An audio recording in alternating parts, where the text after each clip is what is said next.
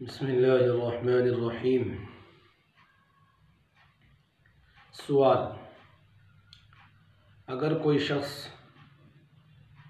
مسجد میں پہنچا نماز پڑھنے کے لیے اور مسجد میں جماعت ہو رہی ہے، لیکن وہ شخص آپسی لڑائی کی وجہ سے، آپسی اختلافات کی وجہ سے اور آپسی جھگڑے کی وجہ سے، آپس میں جو اختلافات ہوتے ہیں ان کی وجہ سے جماعت میں شریک نہیں ہوتا بلکہ اپنی الگ نماز پڑھتا ہے۔ وہ جماعت میں شریک نہیں ہوتا، جماعت کے ساتھ نماز نہیں پڑھتا بلکہ اپنی نماز الگ پڑھتا ہے، تو اس کا کیا حکم ہے؟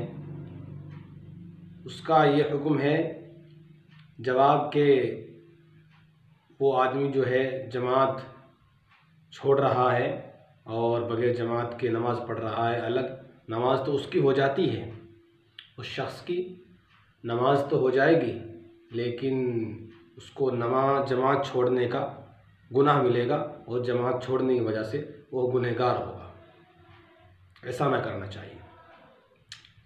دوسرا سوال یہ ہے کہ ایک شخص مسجد چھوڑ کر اپنے گھر پر یا فیکٹری پر یا اپنے آفس میں کہیں بھی باقاعدہ جماعت کا انتظام کرتا ہے اور وہیں پر نماز پڑھتا ہے، تو اس کا کیا حکم ہے؟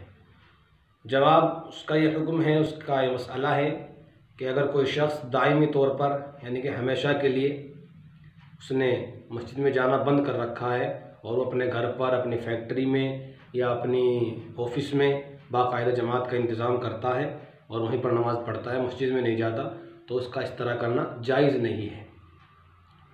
یعنی کہ مستقل ہمیشہ کے لیے دائمی طور پر اس کا اس طرح کرنا جائز نہیں ہے۔ عذر کی وجہ سے، کسی مجبوری کی وجہ سے وہ گھر پر باقاعدہ جماعت بھی کر سکتا ہے، نماز پڑھ سکتا ہے، لیکن دائمی طور پر اگر وہ ایسا کرے کہ مسجد نہ جائے بلکہ اپنے گھر پہ ہی انتظام کرے جماعت کا اور مسجد میں جا کر نماز نہ پڑھے، تو اس طرح کرنا اس کا جائز نہیں ہے۔ ایسا آدمی اگر اس پر اصرار کرے اور اس پر ضد کرے تو وہ اس کے لیے بہت بڑی غلط بات ہے، اور بلکہ ایسے شخص کی فرمایا گیا ہے کہ ایسے شخص کی شہادت بھی قبول نہیں ہوتی۔ اگر ایسے شخص کو کسی معاملے میں گواہی کے لیے گواہ تیار کیا جائے، گواہ بنایا جائے، تو اس کی گواہی اور اس کی شہادت بھی قبول نہیں ہوتی۔ اللہ عمل کی توفیق عطا فرمائے۔ السلام علیکم ورحمۃ اللہ وبرکاتہ۔